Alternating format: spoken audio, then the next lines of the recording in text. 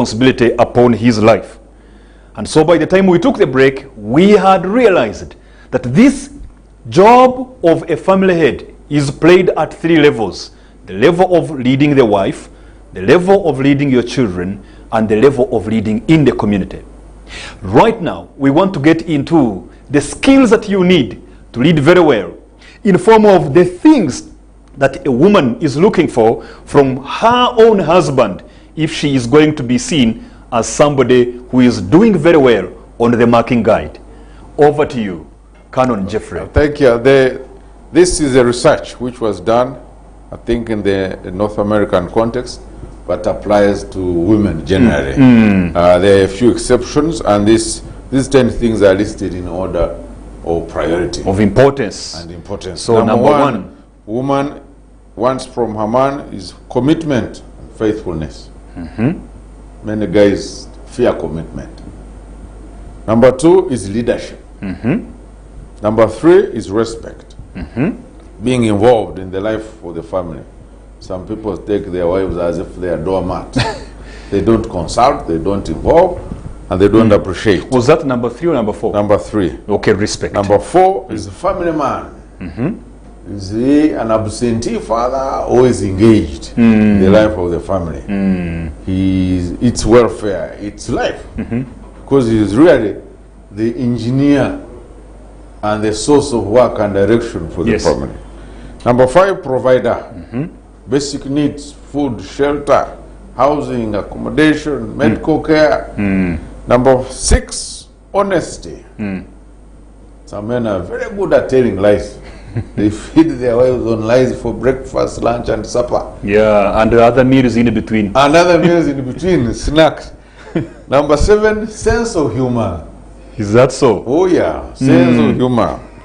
Number 8 is a communicator, great communicator, sharing feelings, dreams, visions. Number 9, and some cultures will frown on this. Yes. Romance. Yes.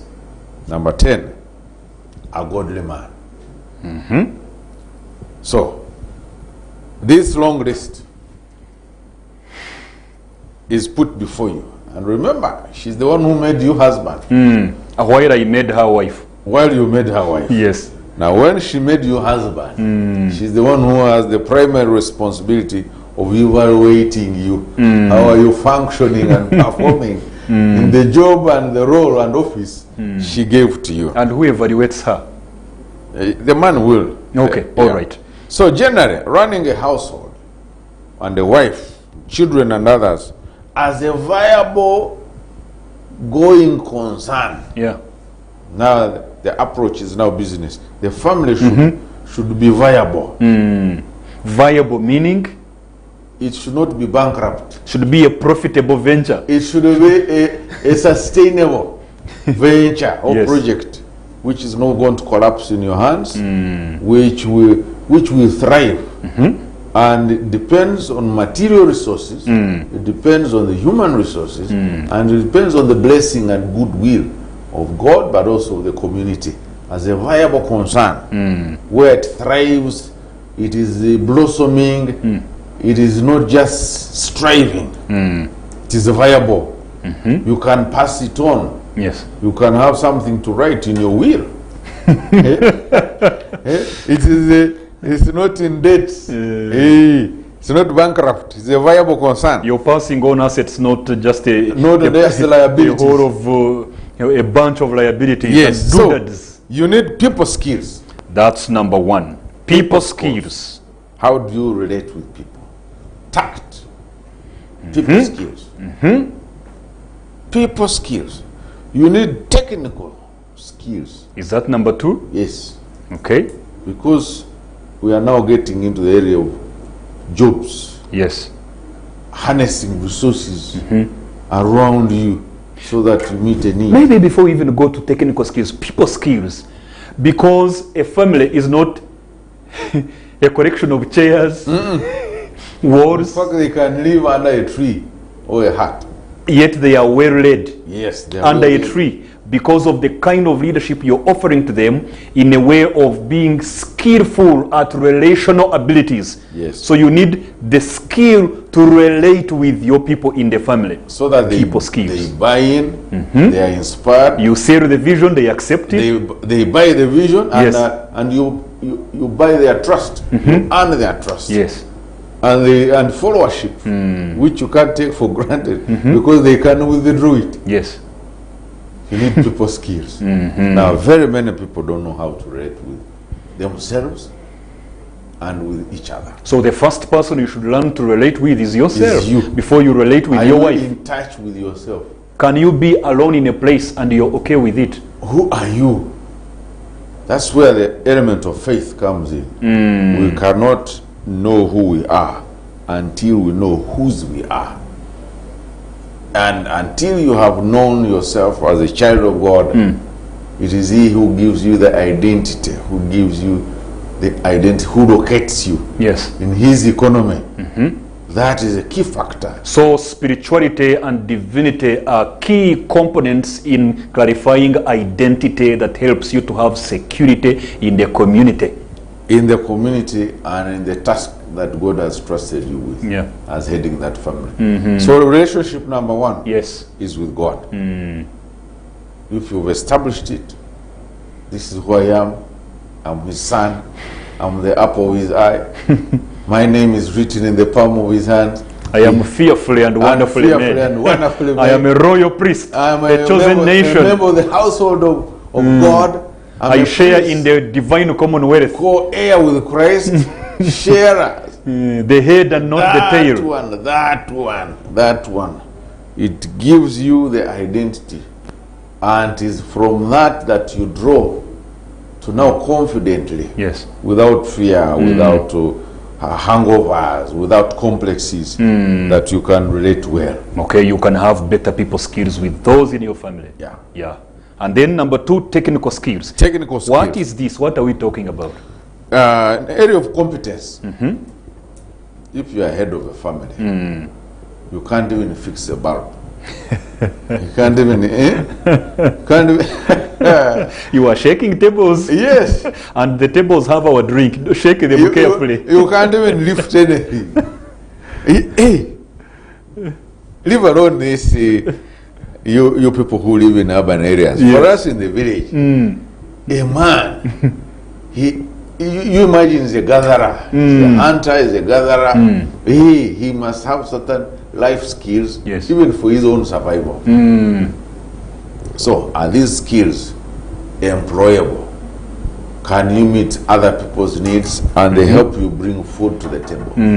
The technical skills. Technical skills, which make you earn a living through exchange of goods and services, so that you are a provider, your needs are met, and it is you who arranges your environment, Yes. or that is around you, the other factors of production, and there's need that is met. So you said something to do with exchange of goods and services. Yes. In order to be given the earnings you need So to look after the family. The family head is a producer. Oh Well, yes, not just a consumer. Not just a consumer. family head is a producer. producer He of produces products, Yes. produces services, Yes. produces programs, produces ideas that can be, and Ideas. packages all these things, the programs, ideas, products, services, into sellable things that he can give out there, and they're exchanged for what else he needs, like money and so on and so forth, to be able to now look after the family. Exactly. So he needs the technical skills. A Jewish father Yes. was charged with these three responsibilities, especially to his son. One, he taught him the law of the Lord.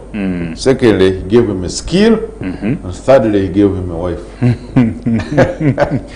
Taught him the law of Yes, God, of the, God, yes. the oracles of God, the Of God. statutes of the Almighty, and then gave him a skill, skill. that can help him to earn a living living. and be a productive member of the community. Society, not just a burden. And then at the right age, gave him a wife, him a say, wife. go and start your own family. Exactly. Now, here, the That's a simple model, yes, it's simple, but but difficult to implement. implementing it It's usually a challenge. Yes.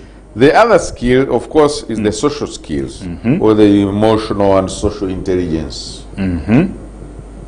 Being a useful fit in your environment.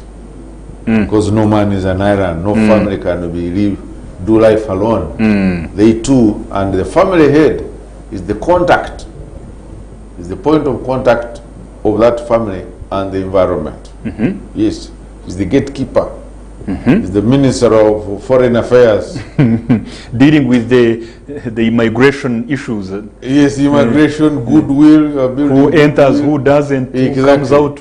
He's the one who interprets life to his society, his family. Yes. And who introduces and prepares his family to be integrated in the community. It's so key. So you need social and emotional intelligence. Emotional intelligence. The ability to know and understand your own emotions, and also know and understand the emotions of your family members, and use that awareness to manage your relationships well, and also to make good decisions in social environments. That is what emotional intelligence really is about. Exactly. Now, yes, you see, being a family head is a big thing. No man can do it in his own strength. And as they say, it is written in the Bible, as iron sharpens iron, so does man sharpen Proverbs 27:17. Bakutana, as iron sharpens iron. Yes. So, being a family head should, as much as it is taught, it should also be caught. As much as family leadership is taught, it can also be caught. What's the difference here between leadership that is taught and leadership that is caught as regards to a man leading his family? Taught, accumulation of the cognitive, as you said, yes, and facts, but now caught through the experience of life, looking at models, especially your own father. I was very lucky I was raised by, I think, a neighbor father. You were very lucky indeed. Yes, I was very lucky. lucky. You were very lucky. When I look back, I said, this guy was a great guy. Was an amazing guy. My dad died when I was still in primary school, so I didn't get the opportunity to have that father, you know, available and teaching me and watching him do things and observing him. But hearing his in fact, I was talking about this with my wife yesterday, and I felt so grateful to the Almighty that having not had a father in my life when I was growing up, you know, my father having died when I was still very young in primary school, to see that I have still developed into the kind of man I have developed into, who is now the leader of all the fathers in Uganda as the Provincial Fathers Union President. I feel so grateful to God. No other person could have done that, not even my own energy, strength, wisdom, intelligence, and sagacity. It is only the grace of God. So, God is an indispensable actor in this call and role of family headship. Does it ever threaten you when we are praying? What they call the Lord's Prayer, which is really the disciples' prayer. We address it to our Father. Our Father who is in heaven. Yes. Our frame of reference. For our Father who is on earth. Is our Father on earth. So in a sense, we are standing in the position of our Heavenly Father. Yes. To the world in which we function. Could that be the reason why some children end up even hating matters of faith? Because as you say, our Father who is in heaven, we love you. And then he says, he must be a bad man. Because my father here is a problematic man. Exactly. I don't like fathers, so including the one we are praying to. So they end up being hostile to matters of faith and spirituality. Yes. The catechism is the God of a child, is daddy and mommy. Now the Heavenly Father is meant to be represented by an earthly father. Yes. If the representation is very bad, you switch off.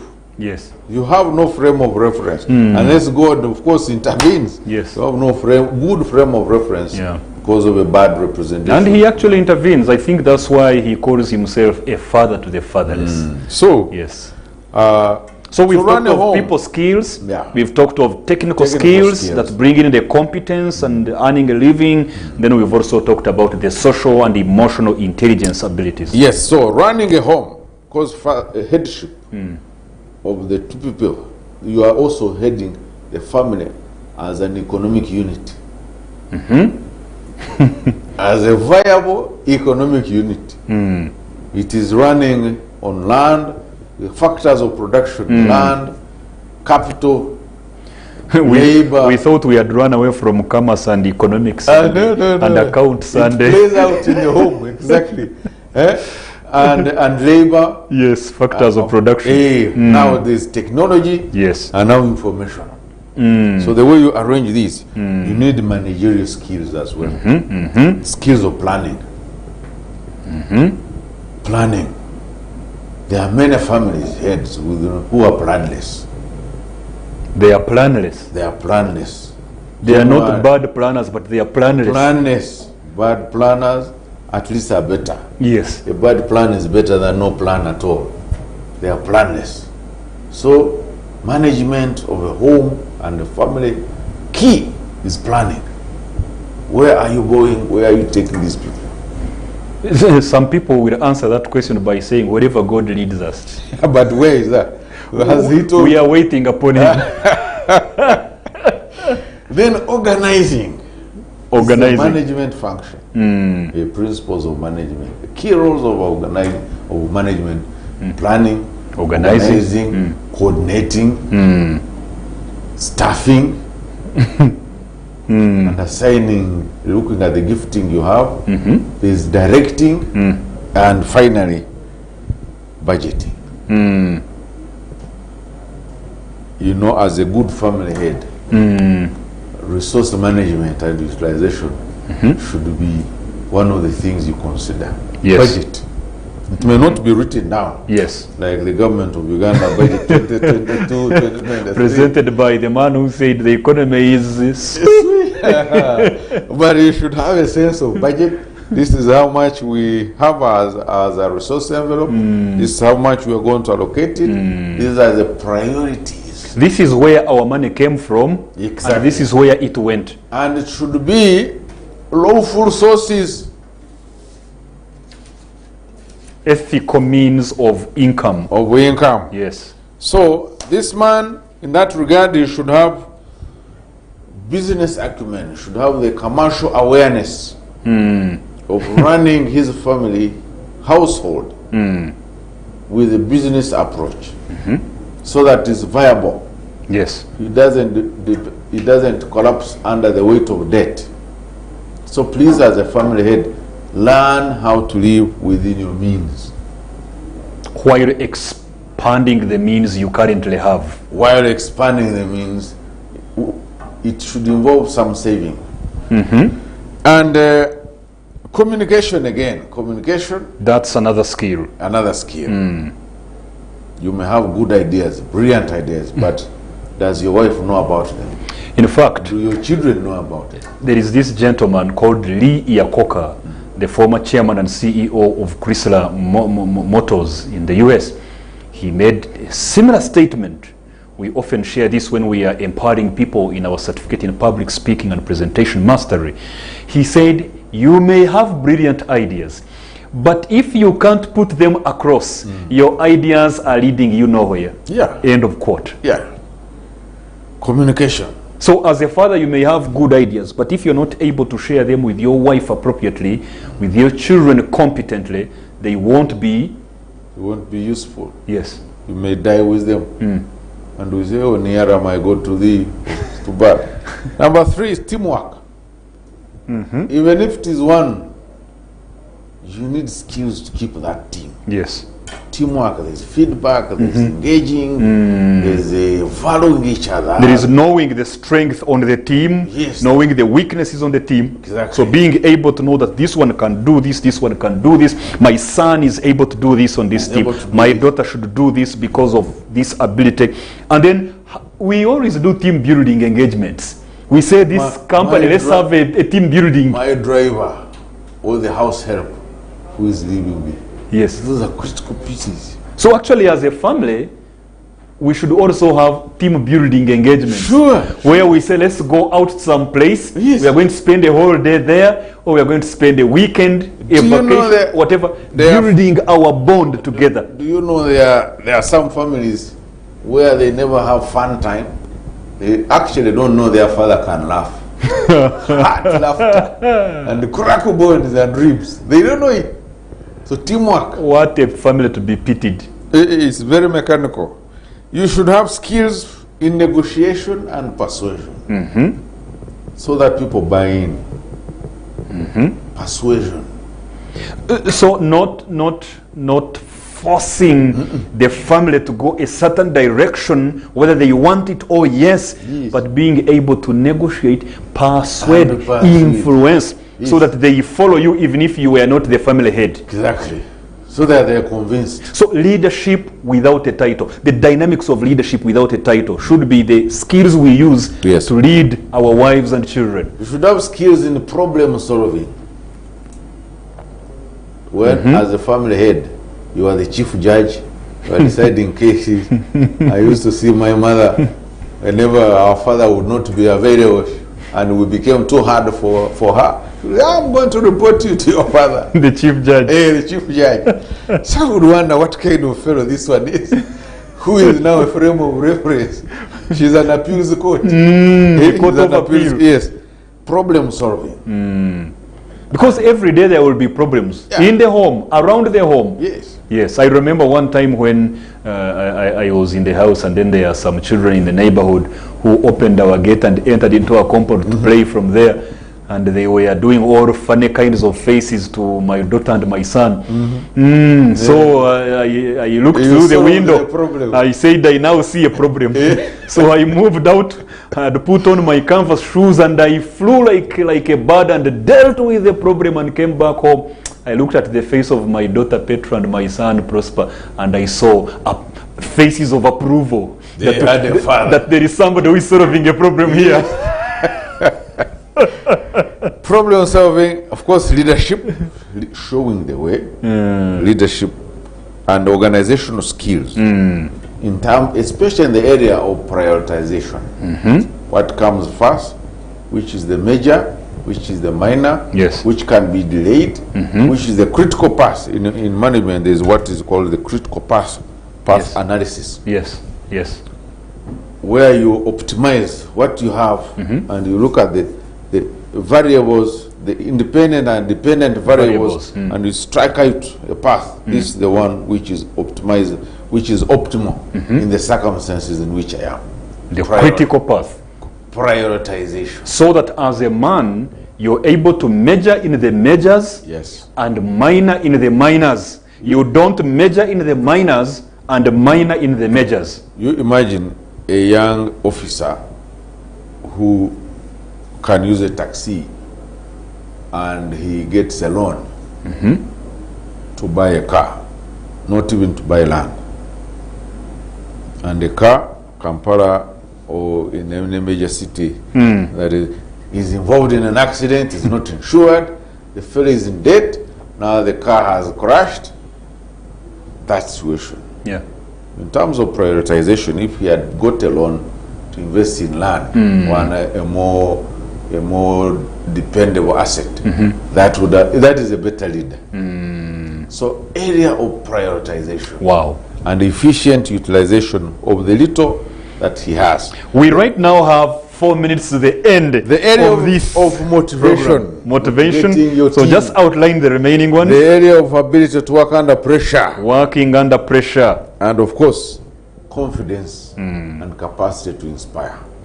Confidence, you can draw it if you are confident in who you are in Christ and in the society. Another area a good leader should know, he should actually know his family tree.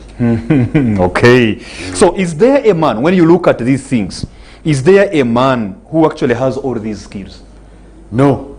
So what should therefore be the focus of a family leader concerning these skills? What should I focus on? Because these are many things, these are many skills, and now that nobody has all of them, so how do we put this sharing in context, in perspective. Prioritization. The key thing is, what do I have? Yes, what do I have? Then I maximize what I have. If I maximize what I have, I bring into my life those people who bring that which I don't have, so that we form a team. Yes. And the only example I can give in the Bible is Joseph of Nazareth. Yes. The husband of Mary. Yeah, Mary is a dude. And the father of Jesus, and James, and Jude, and Joseph. Yeah. Indeed, when you look at his life, you see many of these things. Yeah, he's a silent character in the Bible. Yeah. But I think he had the stability, he had the balance and the poise of being a head of a functioning family. All right. That has benefited society. So a man who has been watching us today and realizes he needs people skills, technical skills, social and emotional intelligence, managerial skills, communication abilities, team building and teamwork capacity, negotiation and persuasion skills, problem solving abilities, organizational skills, motivational skills, working under pressure, confidence to lead, capacity to inspire. The man who wants to start, give him one word as your parting shot on where he can start from. Where can he start from developing these skills? He should join Fathers Union. That's it. Yes. Let him join your union. Yes. And let him be honest. Have a learning attitude. Yeah. Amazing. Wow. What an evening.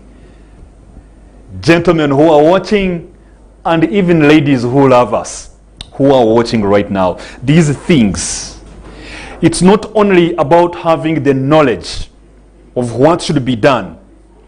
It is also about having the know-how of doing these things. Besides the knowledge and the values, we also need the skills. And we have seen the skills that we need. We need the people skills, we need the technical skills, we need the emotional intelligence and social skills, we need the managerial skills, we need to develop communication abilities, also learn how to build the team, our family as a team, with cohesion and a gel that binds the family together, able to negotiate for different things and different positions as you learn to be persuasive in your communication, with an ability to solve problems as they come because you are the chief judge of the home, having organizational skills, especially in line with being able to prioritize which things you're going to do, and also motivating your family, working even under pressure with poise, that calmness even when there are storms, being able to confidently offer leadership with the capacity to inspire them, and sometimes with that sense of humor. We have seen that this is what we need. What are you waiting for? This shows you that you need to be open-minded and willing to learn as a man. Yeah.